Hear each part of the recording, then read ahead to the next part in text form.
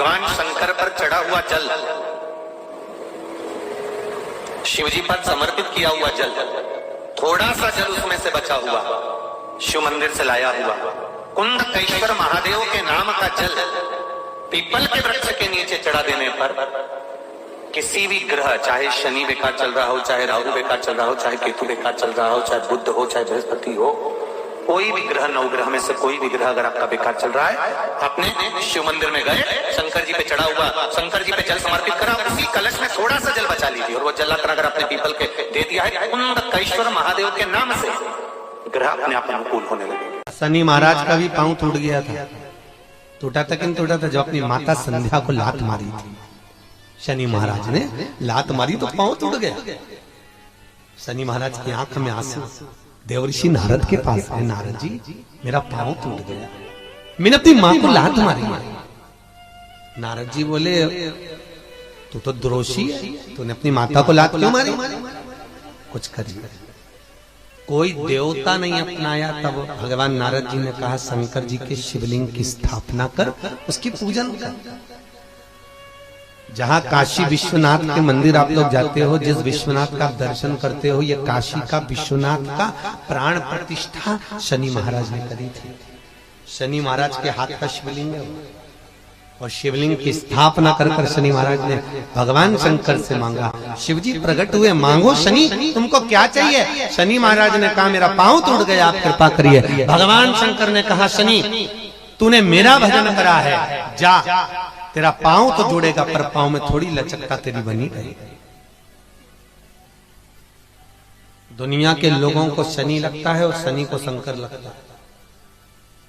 दुनिया के लोगों को शनि लगता है, शनि को शंकर। इसलिए आज भी नियम है कि काशी विश्वनाथ का नाम लेकर एक काजल की डिब्बी को लीजिए। अगर किसी को शनि लग गया हो, कोई प्रॉपर्टी का काम कर रहे हो, कोई व्यापार करते हो और व्यापार नहीं चल रहा, बहुत अड़चने आ रही है, कोई ना कोई परेशानी पे परेशानी आ रही है, एक काजल की डिब्बी लो, काजल की डिब्बी लो, काशी विश्वनाथ का नाम लो और 21 बार उतारो और उतार कर किसी पेड़ के नीचे तक खड्डा खोद कर उसको दबा दीजिए। आपका काम यूं सफलता की ओर बढ़ना चालू हो जाएगा। शनि की कुदृष्टि समाप्त, 7.5 ढैया समाप्त। तो शिव महापुराण की कथा बड़ा सुंदर बात कहती है कि जीवन में कितनी भी तकलीफ हो, कितना भी कष्ट हो, कितना भी दुख हो, जब हम एक बेलपत्र लेकर भगवान शिव को समर्पित करने के लिए जाते हैं और दिल से, हृदय से, भाव से जब एक बेलपत्र समर्पित करते हैं और एक लोटा जल अशोक सुंदरी पर चढ़ाने के बाद हम देवदिव्य महादेव को जब समर्पित करते हैं तो ये निश्चित है हमारे दुख, हमारी तकलीफ, हमारे कष्ट को मेरा शंभु काटता जरूर है, ये निश्चित था।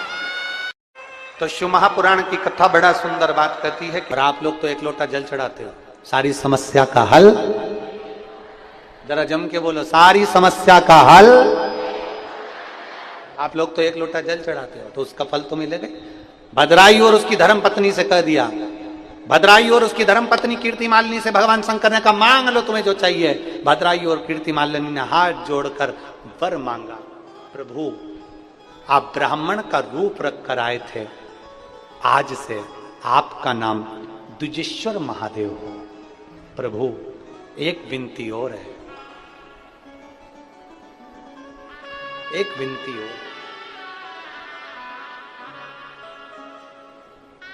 आप हमारी परीक्षा लिए और उस परीक्षा में हमको पास कर दिया। मान लो अगर कोई भूलवश भी एक लोटा जल लेकर शिवालय में आ जाए और द्विजेश्वर महादेव का नाम लेकर अगर जल चढ़ाए तो उसको जिंदगी में कहीं अटकाना नहीं, उसको भी पास कर ही दे। परीक्षा परिवार की हो, परीक्षा घर की हो, परीक्षा समस्या की हो, परीक्षा कोई भी हो, अगर द्विजेश्वर महादेव का नाम लेकर एक लोटा जल जो देवादिदेव महादेव को समर्पित करता है, जिंदगी में कितना भी भारी दुख चल रहा है, आप 5 या 7 दिन रेगुलर लगातार प्रैक्टिकल करना चालू करो, भले आज से चालू कर दो। अगर बहुत भारी तकलीफ है, बहुत भारी दुख है, सामने खड़ा है कि ये तकलीफ बहुत भारी है, मिटी नहीं रही, आज से प्रैक्टिकल करना चालू करो। द्विजेश्वर महादेव का नाम लो, एक लोटा जल लो, शंकर भगवान को समझना जरा अच्छे से। जैसे ये शिवलिंग, ये जलाधारी, ये जलाधारी का भाग, द्विजेश्वर महादेव का नाम लेकर जो जल चढ़ाया जाता है वो यहां से चालू होता है, जहां से पानी बहकर नीचे जाता है ना, जहां से पानी बहकर नीचे जाता है तो यहां से जल चढ़ाना प्रारंभ होता है द्विजेश्वर महादेव का। द्विजेश्वर महादेव का जल यहां से चढ़ाते चढ़ाते चारों तरफ घुमाते हुए वापिस जलाधारी पर आता है, जहां से जल अपन बह रहा है उधर, फिर वापिस आता है और सामने जहां तुम खड़े हो, चाहे इधर खड़े हो, चाहे इधर खड़े हो, चाहे इधर खड़े हो, वो जल वापिस आकर फिर इसी तरह से धार पड़ती पड़ती शंकर के शिवलिंग पर जाती है और द्विजेश्वर महादेव से प्रार्थना करी जाती है। तो कैसी भी दुख की घड़ी हो, वो दुख की घड़ी टल ही जाती है, वो द्विजेश्वर महादेव। एक बार सभी लोग नाम का उच्चारण करेंगे, बोल द्विजेश्वर महादेव की। द्विजेश्वर महादेव के नाम का उच्चारण एक बार आप करिए, बोलो नाम द्विजेश्वर महादेव। अगर नाम समझ में नहीं आए तो शिव महापुराण की पोथी उठाना, गीता प्रेस गोरखपुर की शिव पुराण लेना, उसमें द्विजेश्वर महादेव की पूरी कथा मिल जाएगी। द्विजेश्वर महादेव के नाम का उच्चारण कर, भगवान शिव का एक अवतार द्विजेश्वर महादेव। द्विजेश्वर जिस समय दुख की घड़ी चल रही हो, तकलीफ की घड़ी चल रही हो, कष्ट की घड़ी चल रही हो, बहुत तकलीफ हो जीवन में चल रही हो, बहुत तकलीफ जब जिंदगी में चल रही हो, उस समय पर 2 बेलपत्र और 2 पुष्प,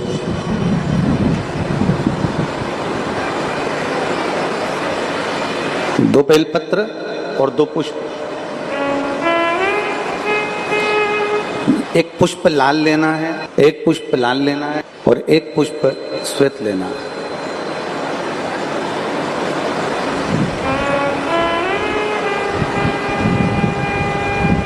जो लाल पुष्प वाला बेलपत्र है उसको अशोक सुंदरी वाली जगह पर समर्पित करना है।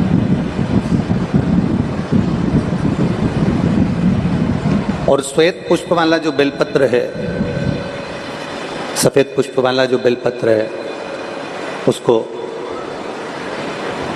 भगवान शंकर का जो शिवलिंग है, भगवान शिव का जो शिवलिंग है उस पर समर्पित करना।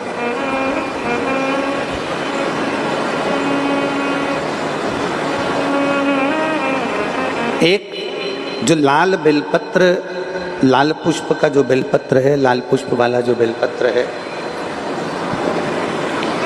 लाल पुष्प का जो बेलपत्र है वो बेलपत्र अशोक सुंदरी वाली जगह पर, और श्वेत पुष्प का जो बेलपत्र है वो सफेद पुष्प वाला बेलपत्र भगवान शंकर के शिवलिंग पर समर्पित करो।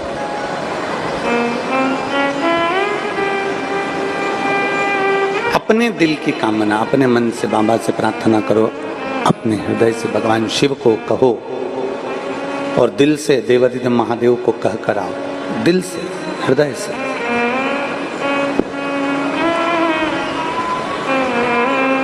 जब दिल से बाबा देवादिदेव महादेव से कहोगे,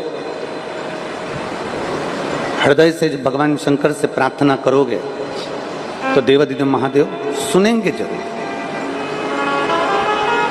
शिव महापुराण की कथा कहती है कि विषम परिस्थिति में,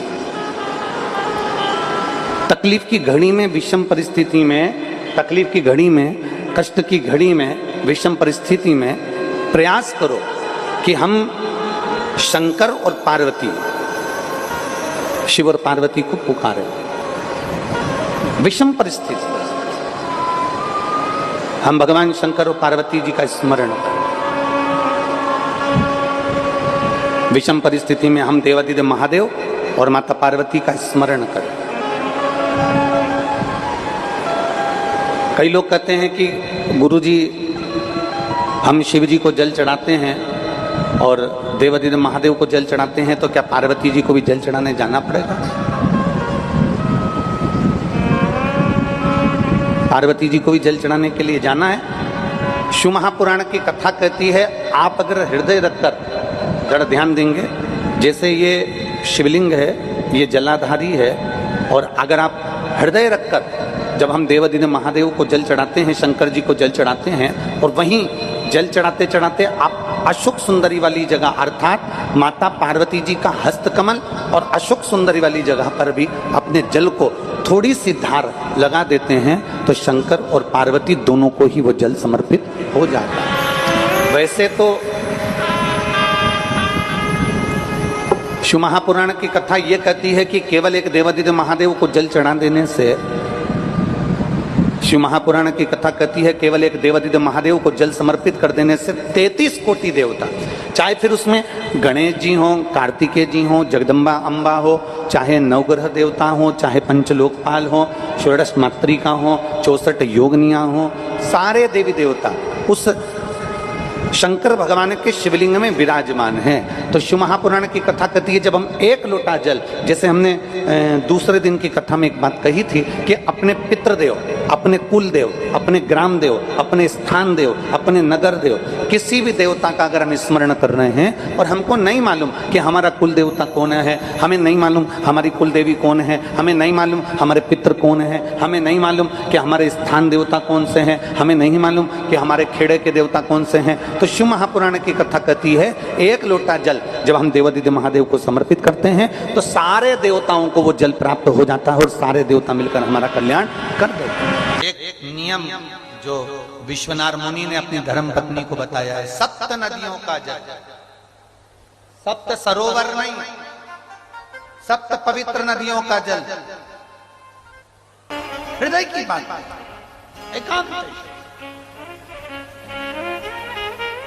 7 नदियों का जल रखकर 7 बेलपत्र के ऊपर 7 नदियों का जल, एक बेलपत्र ली, उसके ऊपर एक कटोरी में, एक बाटकी में, एक पात्र में एक नदी का जल, दूसरी बेलपत्र ली, दूसरी कटोरी में फिर जल, फिर तीसरी में बाबा की आराधना कर कर, शिव से विनती कर कर, भगवान शंकर के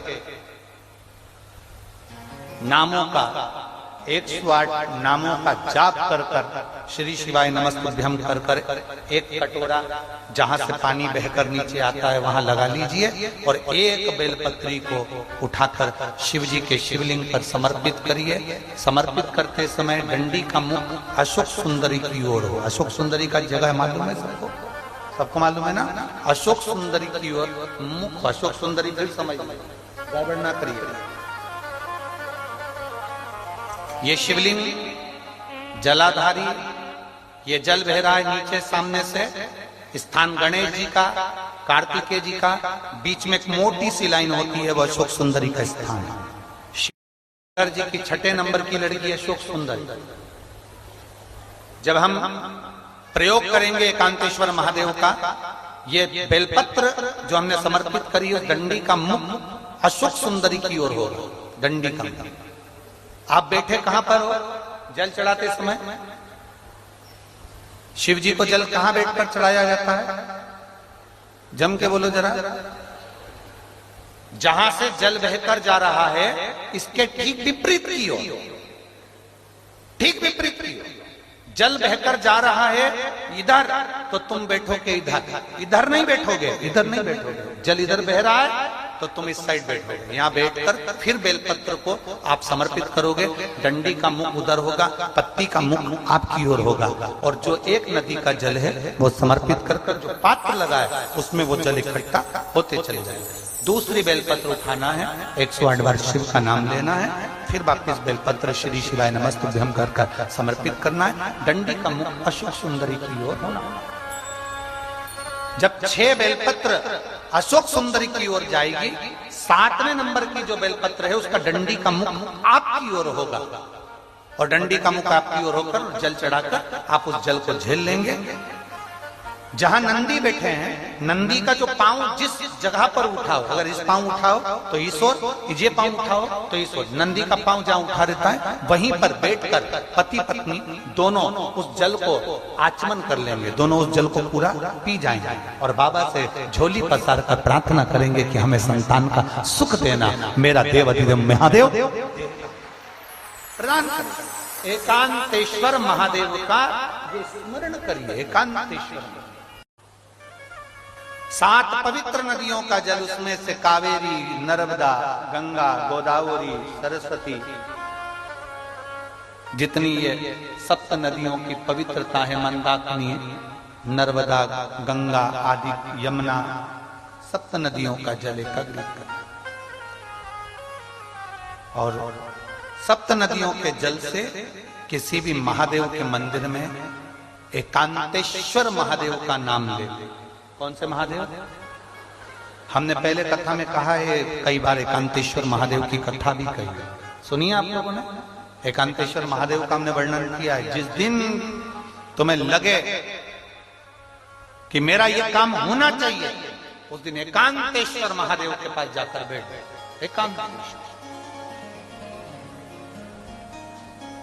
एकांतेश्वर महादेव मतलब बाहर मिलेंगे। ये लोग कहते हैं कि यहाँ नर्मदेश्वर महादेव है, कल हम गए थे दर्शन करने के लिए।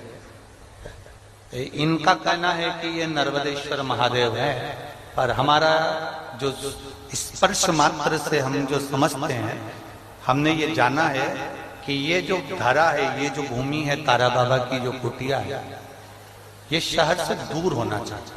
अर्थात पहले यहाँ शहर नहीं थी, ये एकांत में थे।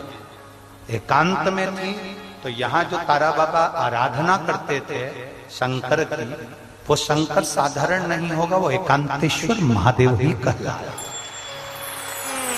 एकांत, एकदम एकांत।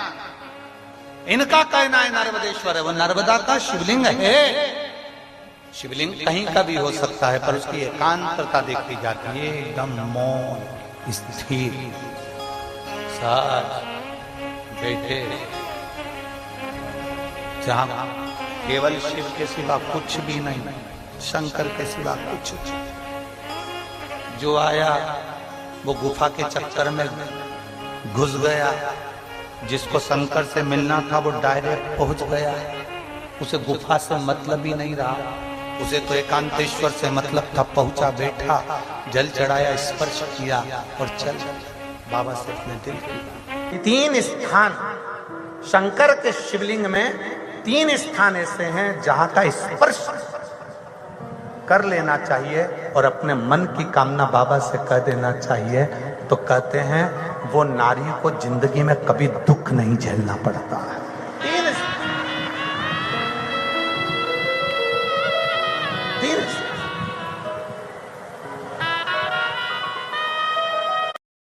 बड़े श्रेष्ठ भाव से समझिएगा जरा। ये शिवलिंग है, यह जलाधारी है, ये उसका जल जाने वाला।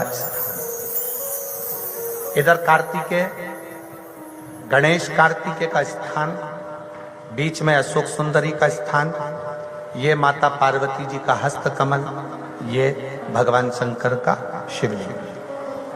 शिवलिंग के ऊपर जो एक एक बूंद पानी टपकता है कलश में से, वो शंकर जी की 5 लड़कियां, जया, विषहरा, शामली बारी, दौतली, देव। 3 स्थान मेरी जीजियों के लिए, मेरी बेटियों के लिए, मेरी माताओं के लिए। पहला, भगवान शंकर का जल जहां से गिरता है उस स्थान पर अपने हस्त कमल को लगाना। दूसरा, जो माता का कटी भाग, माता का हाथ, जो माता का सुंदर हस्त कमल है, उस हस्त कमल पर स्पर्श करना। और तीसरा, जहां से जल बहता है उसके ठीक विपरीत भाग में, उसके ठीक विपरीत भाग में जो माता पार्वती जी का हस्त कमल है, जहां जल बहता है उसके ठीक विपरीत भाग में उस स्थान का स्पर्श करना। अगर ये 3 स्थान ऐसे हैं, आप माता के, आप शिव जी के मंदिर में जा रहे हैं, भगवान शंकर के मंदिर में जाकर जल चढ़ा रहे हैं, शिव की अर्चना कर रहे हैं, तो 3 स्थान पर मात्र स्पर्श मात्र कर लेने पर, अपनी कामना कह देने पर स्त्री को कभी जिंदगी में दुख नहीं झेलना पड़ता। और कितना भी, फिर एक प्रैक्टिकल, फिर एक प्रयास करो।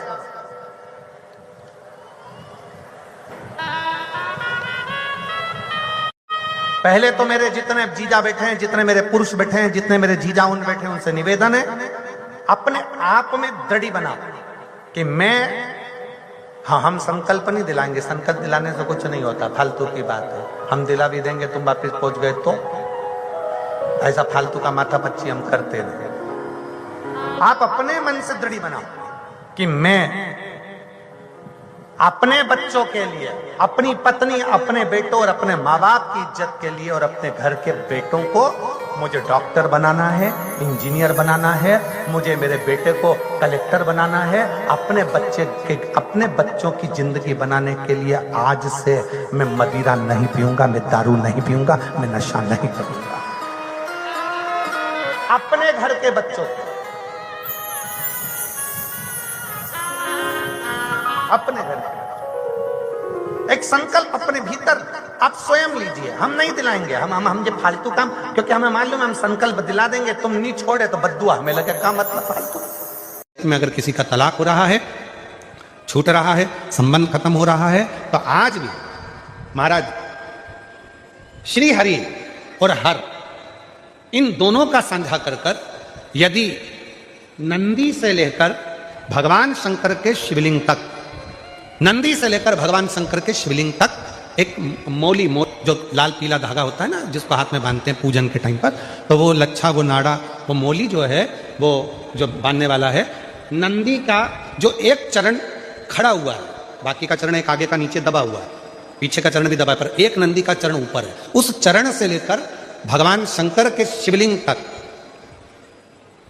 एक सूत्र को बांधा जाए और उस सूत्र को 7 जगह पर बेलपत्र रखकर उठा लिया जाए, और उठाने के बाद में किसी भी बेलपत्र के वृक्ष के नीचे वो 7 बेलपत्र समर्पित कर वो धागा लेकर 7 परिक्रमा अगर बेलपत्र की करी जाए और जिससे संबंध टूट रहा है उसी से वापिस प्रेम बढ़ाया जाए, तो वो स्मरण कर अगर 7 परिक्रमा उस धागे के साथ में कर हाथ में अगर बांधा जाए, तो कितना भी दम लगा ले कोई व्यक्ति तलाक हो ही नहीं सकता। स्नेह बढ़ेगा ही, प्रेम बढ़ेगा ही, वो टूट नहीं सकता, उसको तोड़ा नहीं जा सकता।